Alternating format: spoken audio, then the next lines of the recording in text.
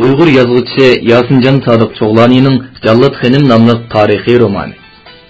Bu roman Beliqut shirkatida ovozlanib, Beliqut to'g'rida anqildi.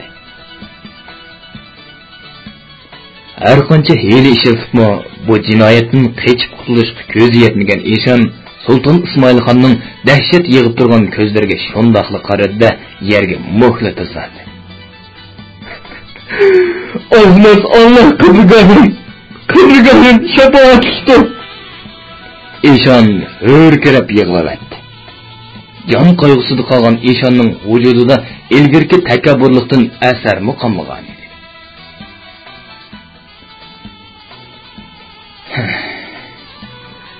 Hazratimni obdan aroqqa alashtirib qo'yinglar, dedi nimindir xiyolini o'tkazgan Sulton Ismoilxon. Yot shibiga ikki nökarga buyurib, to'xtamay yig'layotgan Eshonni ochiqib ketdi. Sulton Ismoilxon peshonasini tutqunicha cho'nqur xiyollarga g'arq bo'lgan edi. Amirlar nima deyishni, nima qilishni bilmay ong'iqib turishadi. Amirlarga ijozat, dedi Sulton Ismoilxon birdilla xiyoldan bosh ko'tarib. Ana hazratimning himmatiga hashqalloh. Mirza Boboqbek, Mirza Haydar Dog'lati va Malika Muhtaram xonimdan boshqa amirlar saroydan chiqib ketishdi. Bu riyokor Eshonning kallasini darhol ilishlar kerak edi, qanota, dedi Malika Muhtaram xonim o'zini tutib olmay. Rahimdinlikning mo'chiki bor. U munofiqni damallikqa o'limga buyurmaganliklarining bahasi nima ekan? Sulton Ismoilxon Malika Muhtaram xonimga javob bermay, Mirza Boboqbek bilan Mirza Haydar Dog'latiga qaradi.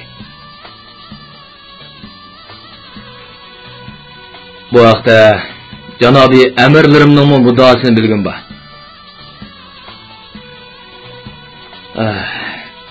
Suluk majrolari sabablik Büyük Saidiye tasarrufining saltanati har qachon tavrafli keldi, dedi Mirza Boboqbek o'ylangan holda.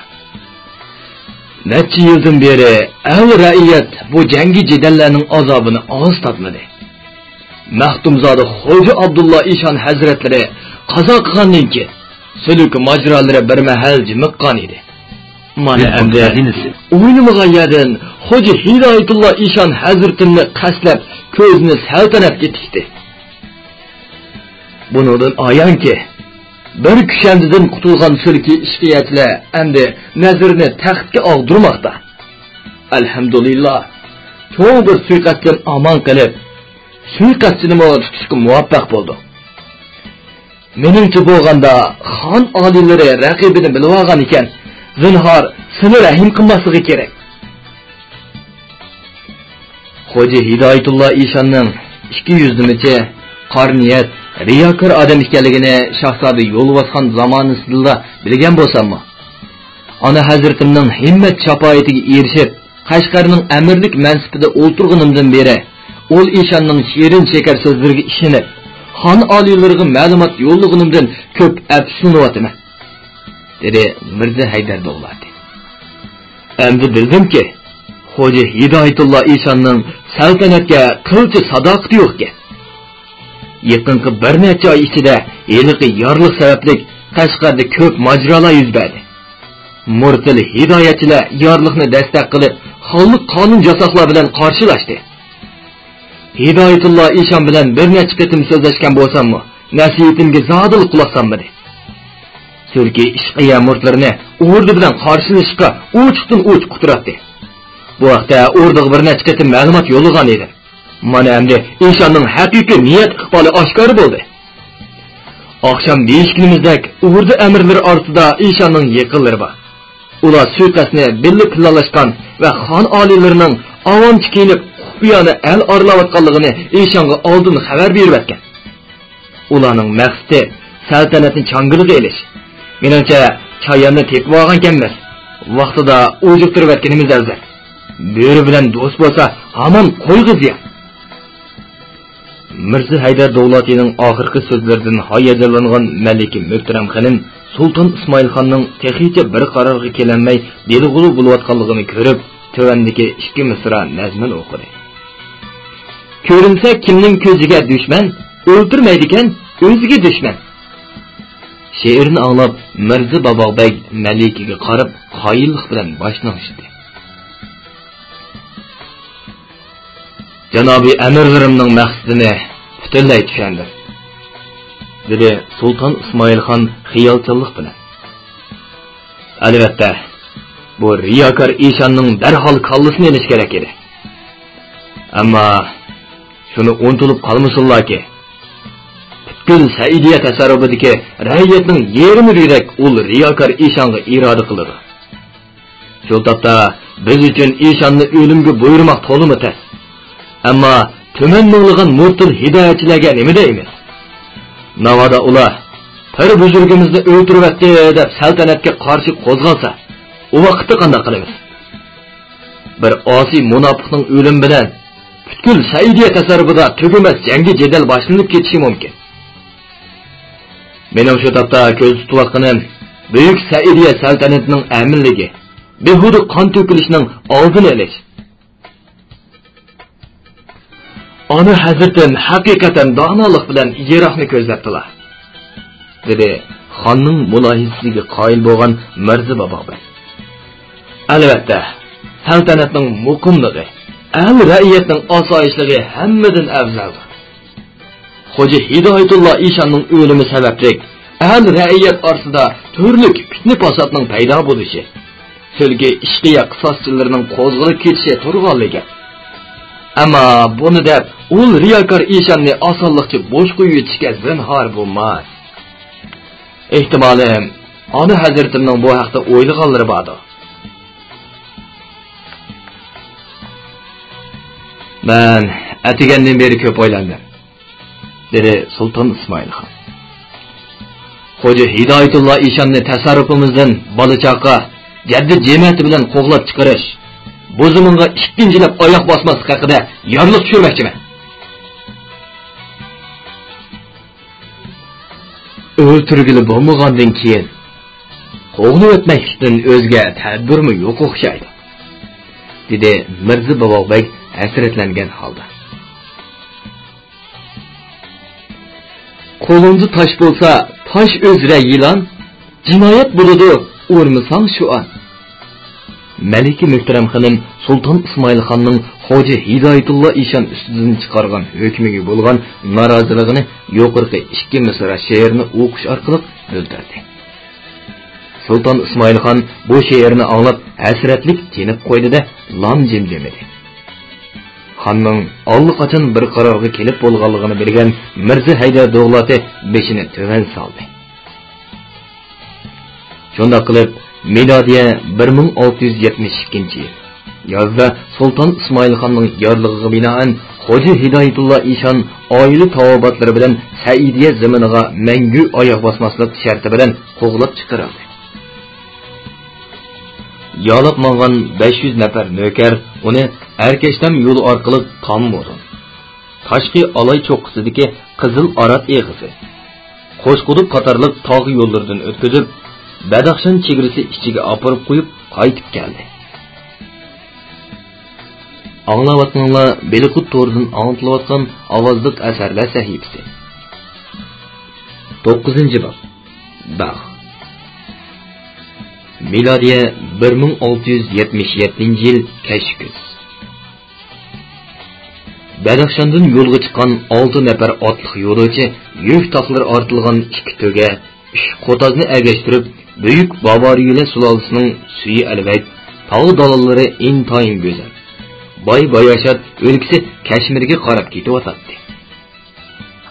Usti oppoq qor, osti yop-yeshil chimon. Qarg'aylar bilan o'ralgan tog' yo'lining havosi to'limi sovuq edi. Yo'lovchilar yo'g'on jo'larga qimildalganicha ot ustida dugdiyib o'tirishadi. Og'zi burnidan chiqqan issiq o'rda soqol bo'ritlari qirovdab ketgan edi. Yo, havo ochilib kun chiqmadi.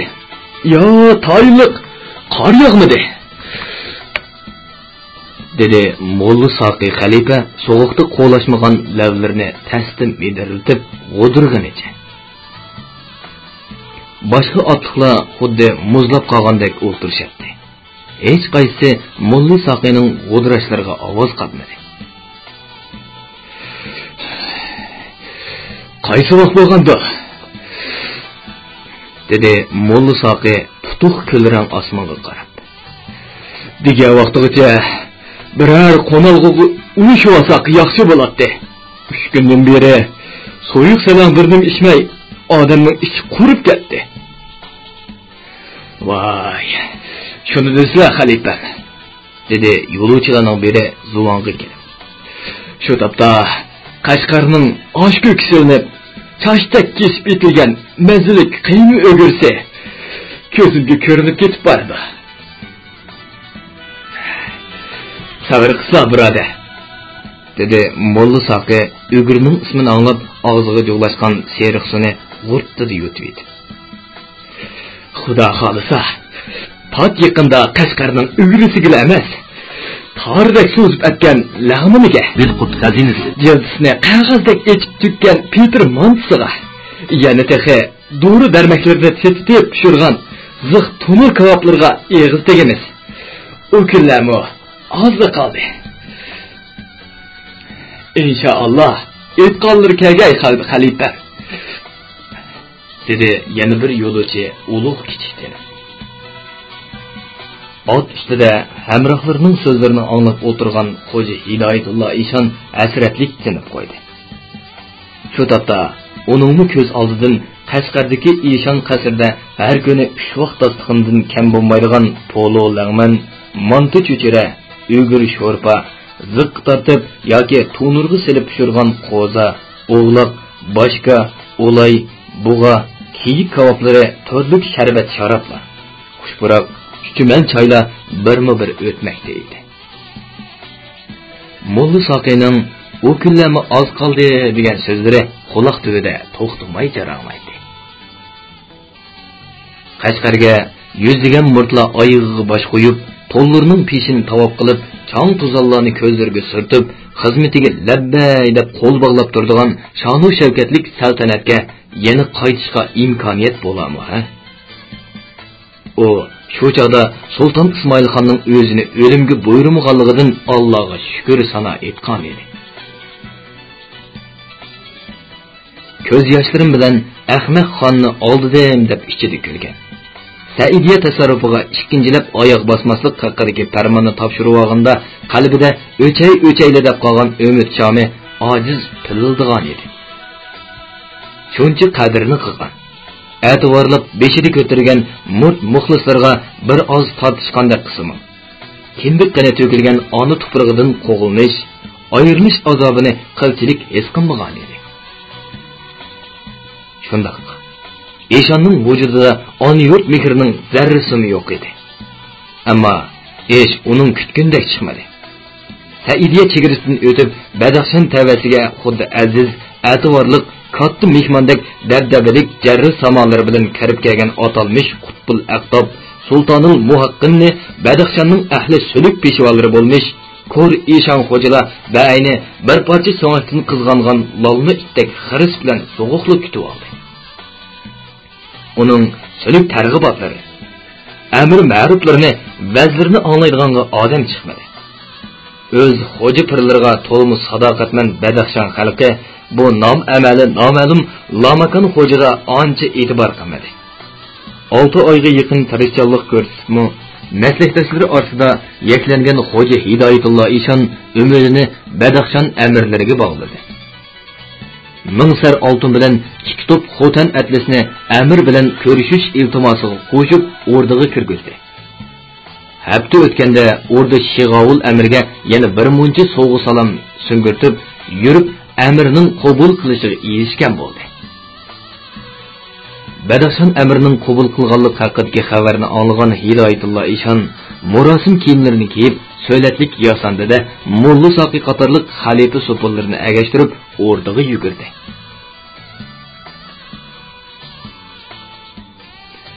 Amir oliylarining farmoni Xo'ja Hidoyatullo Eshon azizdin o'zgilar sirtni saqlab to'g'ay, dedi o'rda darvozasidagi qorovullar boshlig'i Eshonning hamrohlarining oldini to'sib.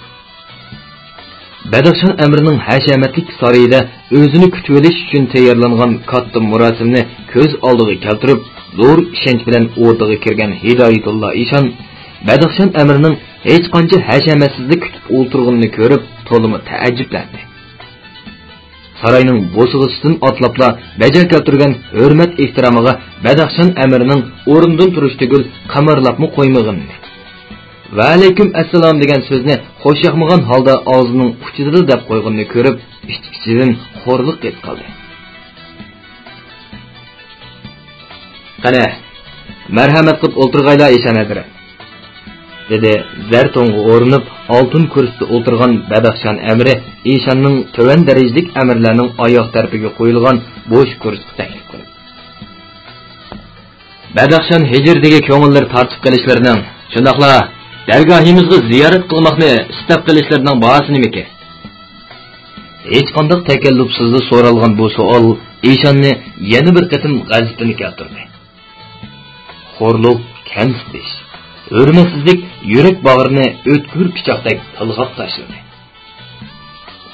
Buyuk Badaxshan tasarrufiga hijrat qilmoqimizda 18 ming olamning xonu xoqoni ona hazratimning oftobdek jamoliga qanimadish ham muloqoti bo'lib istidod durdonlardan ta'lim olishdan o'zga muddao yo'qdir. Yo'qsa Oysha hazrat, ko'p mubolig' qilyaptilar, dedi Amir Eshonning ziyoda maqtashlaridan bezar bo'lgan holda. Faqat buyuk Boburiylar tasarrufining saltanat tezginini tutib turg'uchi Avrangzib oliylarla 18 ming olamning xonu xoqoni bo'lishga munosibdir. Bizlar bo'lsak, ul qibligahimizning homiyligidagi kichikgina bir yurtning amirlaridirmiz xolos. Xo'shamid so'zlarining qarg'i kelmayotganligini his qilgan Hidoyatullo Eshon nima deyishni bilolmay bir hazo turib qoldi. Amir janoblari haqiqatan vafo sadoqat ahli ekanlar, dedi Hidoyatullo Eshon chiroyiga xo'shamid kulkisini yugurdi. Bu dunyoda oliylardek vafo ahlidan yana qanchasi bor deylar. Mana bizlar kim Qutbul Aqtob, sultonul muhaqqim bo'lmiş ahli suluk peshvosi Saidiya tasarrufining saltanatini mustahkamlash uchun bisyor kuch, zimin sarf etgan edi. Hala yaqinqi yillarda taxtda o'tirgan sulton Ismoilxon jiyan o'g'li, haqiqiy taxt varisi Shahzoda Yo'lvosxonni qatlab, taxtni tortib oldi.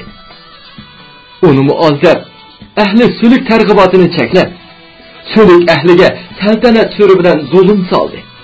Ahli ra'iyatning noroziligiga parvo qilmay taxtni o'ngchi egilib oldi. Ikki eg'iz mulla gap qo'g'nim uchun meni Saidiya tasarrufidan qo'g'lab chiqardi. U noinsof xon hozir hadab lashkar to'plab buyuk Boburiylar tasarrufi bilan Ostara xonlar tasarrufini istilo qilish uchun tayyorlik ko'ryapti. Navoda amir oliylari Ismoilxon bu tuyuq turgan mushundoq fursatdan foydalanib Saidiya tasarrufiga lashkar tasdilar. U ziminni osonla itoatlarga olgan bo'ladilar. Bahodirlarcha shonu shavkatlari jahonga tarqaladi. Xonu xoqon Avrangzib oliylarimi ko'rsatgan bu ajr tuhfatlari uchun janoblarini katta in'omlar bilan tortiqilgan bo'ladi. Hidoyatullo Eshon Badaxshan Əmrining ko'zini yerim yumib jim o'tirganini ko'rib, so'zim ta'sir qilayotgan o'xshaydi deb o'yladi. Paskesh muddaosini texmi azlaylab so'zlashga boshladi. Navoda Bahodir Amir janoblari bu ulug' ishga tutinsalar, Malikim Qutbul Aqtob piri buzurik Saidiya tasarrufidagi necha tumanlagan murshidlarim bilan hazratlariga hamdamli bo'lib, otgan o'qlari, chopgan qilichlari bo'lishga tayyorman. Har yili hazratimga tuman sar oltin kumush o'lpon topshirishga kepillik qilaman.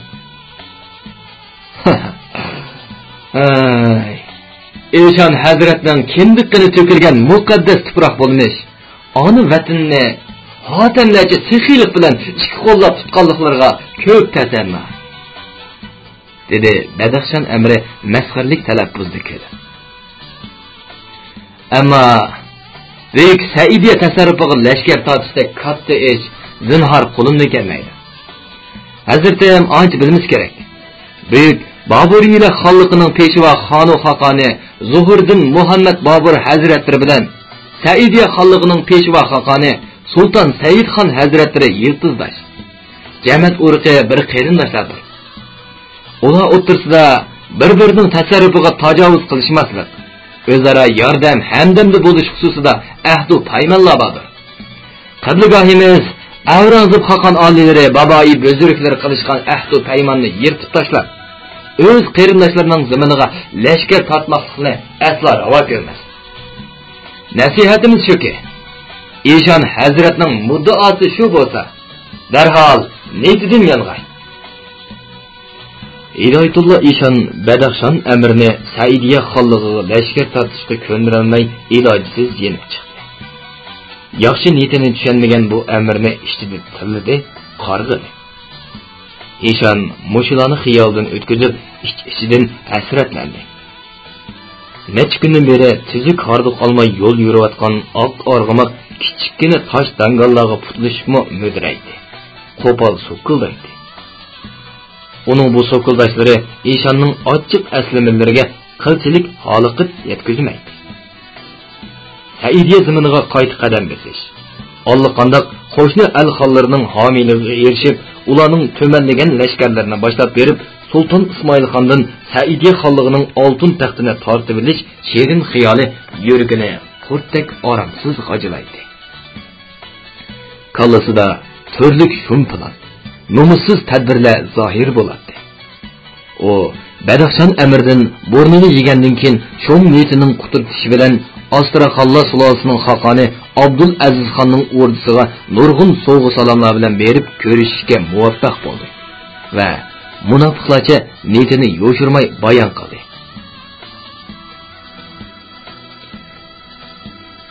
Eshon Hazratining nasabi Saidiya xonzodalaridandir.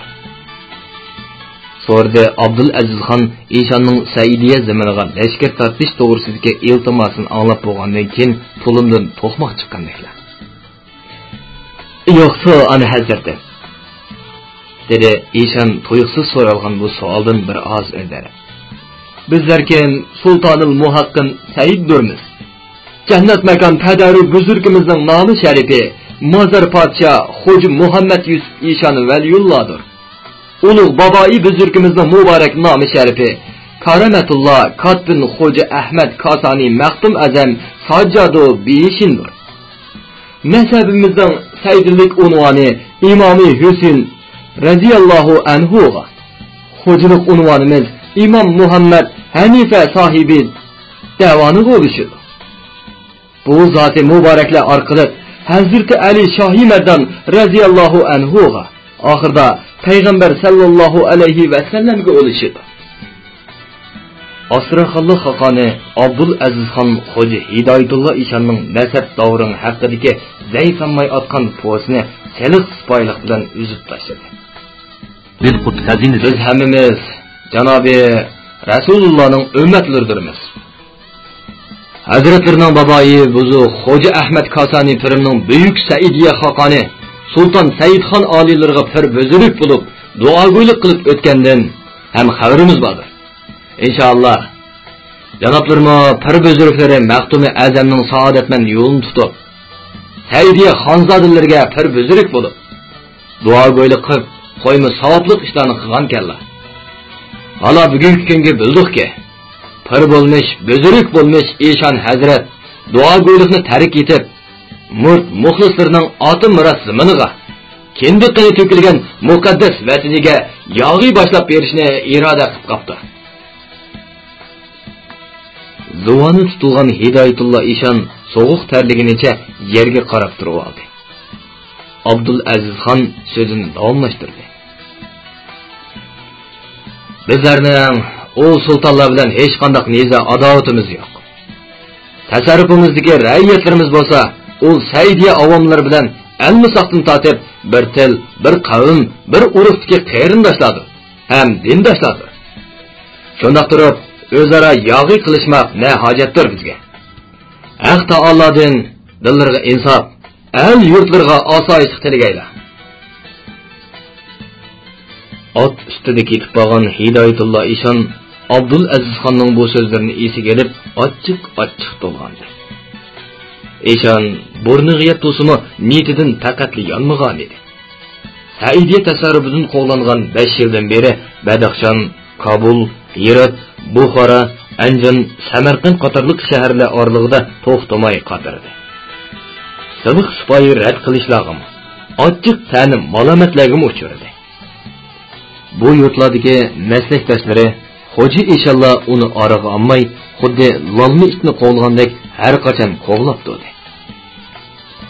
Oxiri bu yil kuzda xeli ko'p mol bisotidan ayrilgan Eshan Badaxshonda sargardon bo'lib turaverishga chidamay, xuddi quttirib o'tgan turuqliqmi o'shqi to'ymagan qamarvozdek eng oxirgi 1000 sarga yaqin oltin, 5000 sarga yaqin kumush va 10 necha top xotan atlasi, 20 necha top yakin shoyisini elib, eng oxirgi dasmoyisini Tavkaga tashlab, Kashmir podshohiga orzu umidlarini bog'lab yo'lga chiqqan edi.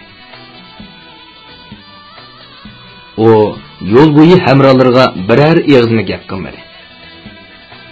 Hamrohlarining paranglariga aralashmadi. To'xtamay zikr sana aytib, Allohning ko'ngliga kutgan orzularining tezroq ro'yobga chiqishi uchun madad tiladi. Plan tadbir tuzdi.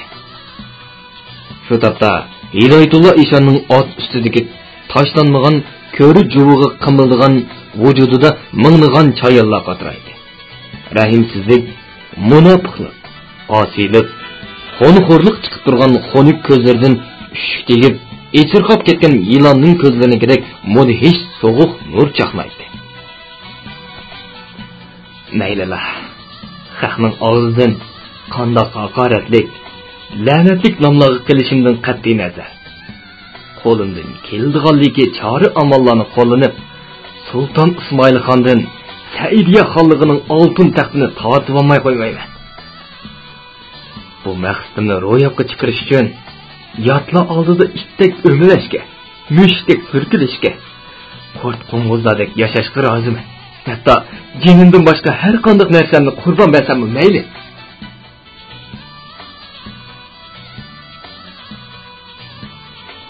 Kashmir podshohining xoqoni Avrangzebga boyqut qilganliklari rasmida Eshanpira. Molla Soqiyning bu savoli bilan Hidoyatulloh Eshonning xiyoli bo'linib ketdi. O Molla Soqiyning Kashmir podshohining yordamiga erishamay yana ortiqcha yo'l jafosi tortishdan ansirayotganligini tushundi. Eshonning mushu mudhish xiyol yo'l bo'yi pat-pat qiynab keldi.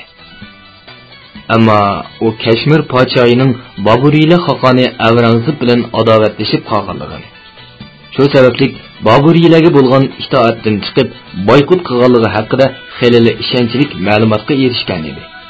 Va buni o'zi uchun qandoqdir bir xayrlik istak bilib Kashmirga safar qilishni ko'ngil tortib qolgan edi.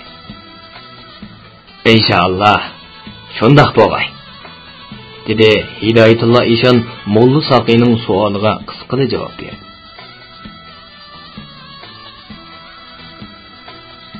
Anglayotganlar Beliqut to'ridan anlatılayotgan ovozliq asarlar sahifasi. Kashmirning ostonasi, Serimgar shahri. Zo'r umid maqsadlar bilan uzoq yo'l besib kelgan Hidoyatulloh Eshon Serimgar shahrining bo'sig'isidan atlabla podsho Muhammad Rajaxon bilan qaysi yo'sinda ko'rishish haqida bosh qotirishga kirishgan bo'lib, ot ustida mugdab qolgandek o'ltirgan turqidan bu katta shaharning qaynon toshqinlik manzarasidan ham islom ham Budda madaniyatidan yo'g'rilgan o'zgacha me'morchilik san'atidan shakllangan ko'cha rastlaridagi imoratlardan zavqlanishga hafsi yo'qdek ko'rinadi. Uning hamrohlari bo'lsa ko'cha rastlaridagi o'zgacha milliy uslubda kiyingan kishilarga, boshlariga seriq yeshil raxtlardan yo'g'on sallalarni o'rib olishgan dindorlarga, pokiz qirdirilgan boshlariga hech nima kiymagan, uchsiz seriq so'sin kasaylarni o'ng do'lisidan ortildirib chigishib, so'l biligini o'chib qo'ygan. Uruqchisi yong'oqdek cho'nliqdagi uzun tasvirlarni bo'yniga esib olib, yerdan ustun qarmay ketib qolgan Brahman mo'llallarga, bosh ko'zlarini qalin chumbar bilan o'rib olishgan musulmon ayollarga, shundaqla beshiga sara selib, qishining o'ttirsiga qizil mang chekib, yüzü ve qo'rsqini uçuq qo'yib mengishgan buddist ayollarga ajablanish ham hayronlik nazarida qarashdi. Budda dini bilan islom dini tang mavjud bo'lib turgan bu shaharning manzarasi haqiqatan o'zgacha edi. Ular bir musulmon saroyvanining saroyiga tushkun qilishdi. Ya Allah, bu shaharda kupparlar xeyli ko'pgina, dedi Molla Saqi supuda so'zlab yotgan Hidoyatulloh Eshonga qarab. Bu shaharning podshohi musulmon budu. Albatta musulmondir, dedi Hidoyatulloh Eshon xo'shyoqmagan holda javob berdi. Buguncha ko'ch-ko'ylarga chiqib yurmay obdonlara qaramasınlar. Podshohi Muhammad Rajaxon oliylari bilan tongli saharda ko'rishganmiz. Bugun noshtadan keyin o'rdiga chiqib amirlarning salomini qabul qilgan Muhammad Rajaxon amirlari sungan ma'lumotlarni angladi va bir qism farmonlarni tushirdi. Atigalik qabul bir osh pishim davomlashdi. Xon amirlariga qaytishga ijozat berishga tamshilab turib edi. Shig'ovul amri 4 nafar xizmatkorni agashtirib Shohinshinga kirib keldi. Xizmatkorlarning birining qo'lidagi patnosda 200 sar nokcha oltin, yana birining qo'lidagi patnosda 500 sar Saidiya kumush tangisi. Qolgan ikki xizmatkorning qo'lida 3 topdan xotan atlisi bor edi. "Ana hazratimga ma'lum bo'lg'ay", dedi Shig'ovul amri. Saidiya xonligidan kelgan mehmon oliylarining qabul qilishini kutib turibdi. So'g'u salomlardan ko'ra Saidiya xonligidan kelgan mehmonga bakarak qiziqqan Muhammad Rajaxon oldiroq so'radi. "O mehmonning ism sharifi kimga?" O'zini Saidiya tasarrufidagi ahli sulhning peshvosi deb tanishtirdi. Unvoni Qutbul Aqtab, Sultonul Muhaqqin, ism sharifi Xo'ja Hidoyatulloh Eshon piri buzurg azizlarga. Undaqda o zoti muborak qabulga kirgay, dedi Muhammad Rajaxon ortiqcha o'yinib o'tirmay. Aradan bir chilim tamak chekchilik orliqda Shohinshinga Shig'ovul amriga agishib Xo'ja Hidoyatulloh Eshon va uning Molla Saqi qatorliq hamrohlari kirib keldi. "Assalomu alaykum, ey adolat panoh qibligohim", dedi Hidoyatulloh Eshon taxtda kibr bilan o'tirgan Muhammad Rajaxonga salom berdi. "Va alaykum assalom", dedi Muhammad Rajaxon Eshonning salomini ilib kelib, bir oz qimirlab qo'ydi. Shu daqiqada Xo'ja Hidoyatulloh Eshonning ko'zlari saroydagi amirlarga birma-bir qarab ulgurgan edi. Beshiga yo'g'on sallarni o'rib olgan amirlarning orasida uchisiga teriq so'sin rang kasaya ortgan Brahman dindorlari siyoqida kiyingan amirlarni ko'zga chiliqadi. Hidoyatulloh Eshonga bu bir yengillik bo'lib tuyuldi. Boburiylar sulolasining Buzurkvar xaqoni Zuhriddin Muhammad Boburning navrisi Xaqon Akbar dadisi Humayundan saltanatni topshirib olgandan keyin Boburiylar tasarrufidagi buddistlar bilan musulmonlar o'rtasida diniy ziddiyatni hal qilish, mamlakatda tinchlik, barobarlikni ishga oshirish uchun Hind qiziga uylangan hamda har qaysi yurt o'lkalarga bir qism buddist hindlardanmi amir bek tayinlagan va shu orqali Boburiylar tasarrufidagi ichki ma'lumotchilikning unumlik oldini olgan edi. Xaqon Akbarning bu siyosatiga varislik qilgan Avrangzebmi hokimiyat beshiga chiqqandan keyin bu an'anani davomlashtirib kelgan edi. Shuning uchun Muhammad Rajaxon ordusidagi amirlarning orasida bir qism Hind amirlarining bo'lishi ancha ajablanarli ish emas edi.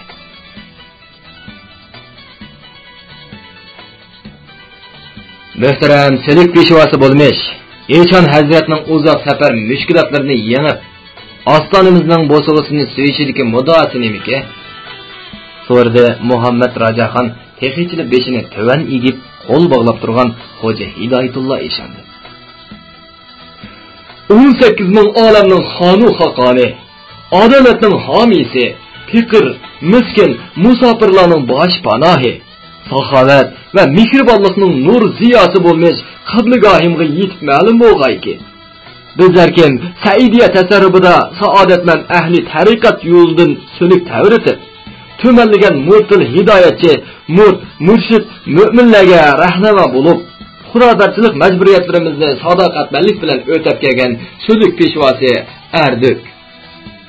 Qachonki Sultan İsmailxon Saidiya tasarrufining taxt varisi bo'lmish, jiyan o'g'li Shahzoda Yo'lvosxonni qatl qilib, taxtga chiqqandan beri so'lik Ishoqiya murtatlarining domiga tushib, shariat ahkomlarini xohlagancha poymol qildi. Musulmonlarchilik yo'llaridan chetladi. Behisob zulm sitamlar bilan yavaş, begunoh ra'yatni qong'ir qaqshatdi. Bu nahaqchilik va qabohatga chidamay ikki yig'iz haq so'zlab qo'yganligimiz uchun Saidiya tasarrufidan mangu qo'g'lab chiqarib, uy makonimizdan, sadoqatman yoralarimizdan, xotin, bola chaqinlarimizdan ayirib tashladi. Aslida Qodir Allohning bu kangri zaminga chechirgan Xudoyi rizqimizni tepib yeb yursak bo'lar edi.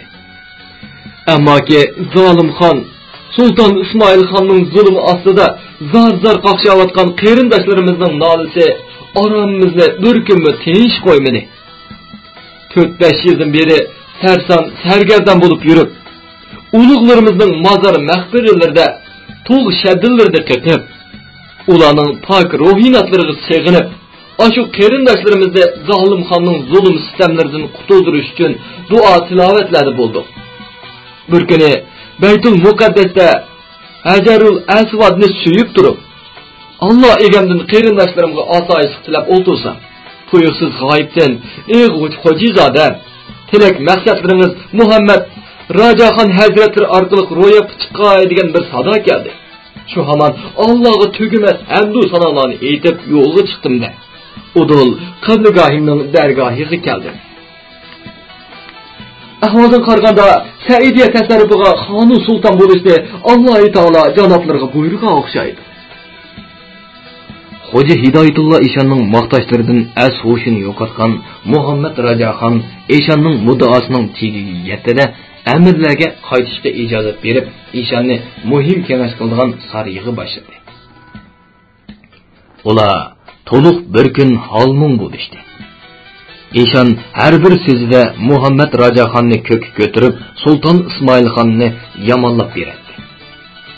O'zida yo'q sifat fazilatlardan hayajonlangan Muhammad Rajaxon xuddi chanqab ketgan odam muzdek buloq suyiga yo'liqqandek ruhlanib, hadab po atadi. Xoqon Avrangzibni qasaydi. Yolg'onchi bilan go'pponchi, munofiq bilan so'xanchi, osi bilan riyokor obdalli chiqishib qolgan edi. Navoda ona hazratim Bahodir Kashmir lashkarlaridan 2 tuman o'g'lanni berdigan bo'lsa, Udul ostoni Yarkand shahriga bostirib berib, Sulton İsmailxondan Saidiya saltanatining taxtini tortib olib, oliylarga 2 qo'llab tutgan bo'ladi. Shu kunlarda Xoqon Avrangzibga ochiq oshkor boyqut qilgan Muhammad Rajaxon qo'shnisi Tibetning ruhoniysi Dalay Lama 5 bilan aloqalashib, harbiy ittifoq tuzgan edi. U Xoqon Avrangzibning jazo yurish qilib kelib qilishidan xavfsirab turgan mo'shindoq paytda, garchi Saidiya tasarrufini ilkiga elib xonu Xoqon bo'lg'usi bo'lsin, lekin Hidoyatulloh Eshonga 2 tuman lashkar berolmaydi. Shunga ancha o'yinib o'tirmayla Dalay Lama 5 ni tavsiya qildi. Muhtaram Qutbul Aqtab Eshon hazratimning hurmat inoyatiga ming tasanno. Buyuk Boburiylar tasarrufini Dahriy Xoqon Avrangzib shariat ahkomlarini, islom jasoqlarini o'zgartib, Hindilarga, kofir Brahman murtlarga moyil bo'lgan Xoqon Akbarning Dahriy yo'lini davomlashtirib, musulmon ra'iyatning dilini qo'ymay ranjitdi.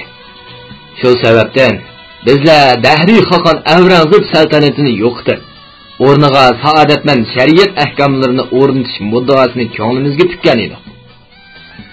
Hazratlari Saidiya tasarrufidagi avom ra'iyatni jaholatdan qutuldirib, hidoyatga boshlamoq bo'lib, besyor riyozatlarni chekiblar. Boburiylar tasarrufi bilan Saidiya tasarrufini birlashtirib, tanlassiz bir ahli tariqat saltanatini qurib chiqish qo'ymi qutlug' bir maqsaddir. Bu maqsadlarni ro'yobga chiqarish uchun jon tasadduq qilish albatta qiyomatlik qarzimizdir. Ammo Dahriy Xoqon Avrangzib saltanatini salchoqlig'i bo'lmaganiga o'xshash, Saidiya saltanatini zinhar aciz çağlığılı olmaz. Hazretleri bexabar bo'lmasi kerak. O'z zamonasida Saidxon oliylari Saidiya lashkarlaridan boshlab kelib, Kashmirni Saidiya saltanatiga itoat qildirgan edi. Buyuk sarkarda Mirza Haydar Go'rigani janoblari Kashmirda noib va amir bo'lib turganda Kashmirda bir mazgil bayashatliq, osoyishlik hukm surgan. Sultan Abdurashidxon vafotidan keyin Saidiya tasarrufida yuz bergan bir talay taxt majralari sababidan Kashmirga bo'lgan hukmronligi sutishib qolganligi va Mirza Haydar Go'rikani hazratlaridan keyin Kashmirga posibon bo'lgan amir baglarning sadoqatsizligi sababli Kashmirni Xoqon Akbarxon oliylari Boburiylar tasarrufiga qo'shib olgan bo'lsa-mu, izchil turda Saidiya sultonlaridan ehtiyot qilib keldi. Sultan Abdullahxon oliylari lashkar boshlab kelib, Kashmirni Saidiya tasarrufiga qayta itoat qildirgan bo'lsa-mu, ancha uzun davomlashmadi. Hozir Boburiylar bilan Saidiylarning kuch-qudrati bir-biridan qilishmaydi. Saidiya tasarrufida bahodir, istidodli sarkardalar xililiki. Ulug' maqsadlarimizni ro'yobga chiqaramiz deydiganmiz. Zinhor yangilik qilishga bo'lmaydi. Muhammad Rajaxon bir oz o'yinib turib olgandan keyin gapini davomlashtirdi. Qo'shni al Tibetning podshohi Vajra Dola Dalay Lama oliylari butkul Brahman murtlarining burhonidir. O zoti muborakka yolg'iz yaqin atrofdagi emas, yiroq alladagi Brahman xon podshohlarni muqaddas avliyo bilib, dengizda kang qo'rsoq mum bitik ochari deb ta'riflashib e'tiqod qiladi. Ol Brahman avliyosi bilan bizlarning o'tirimizda sulhiy kelishim bor. Maqsadlarimizni izhor qilib yordam so'rsak, shafoatni aymasligi cho'qin. Orzu muddaolarimiz uchun o'zlari rahnamo bo'lg'aylar qibdigahim, dedi qalbidagi armon gulxonlari yelinjashga boshlagan Hidoyatulloh Ishon hayajonlangan holda. O'z Rahmon xoni bilan qayusini ko'rishmak kerak. O zati muborak bilan didor muloqoti bo'lish to'liq mushkuldir, dedi Muhammad Rajaxon o'ychanlik bilan. Ol Brahman avliyosi yotlarning Brahman aqidasiga bo'lgan sadoqatini sinab ko'rmagicha zinhor qabul qilmaydi. Hazratim eng avval Brahman aqidalaridan oz to'li savoq olg'ay. Qog'imni janobi Tibetga borgandan keyin sadoqat e'tiqodini namoyon qilib ta'sirlantirgay. Shunda qilib Hidoyatulloh Ishon Kashmirda bir mazgil Brahman aqidalarini, Brahman murosim usullarini o'rgandi. Belqut shirkatida ovozga ilinib, Belqut to'g'rida anglatilayotgan Uyg'ur yozuvchisi Yosinjon Sodiq Cho'g'lonining Jallod Xanim nomli tarixiy romanini bugun mushargacha anlatdik. Davomini atidagi anglitishimizda davomli anlatamiz. Bu roman Xinjiangning har qaysi joylaridagi Xinhua kitobxonalarida sotildi. Do'stlarning setib olib, saqlab qo'yishini tavsiya qilamiz.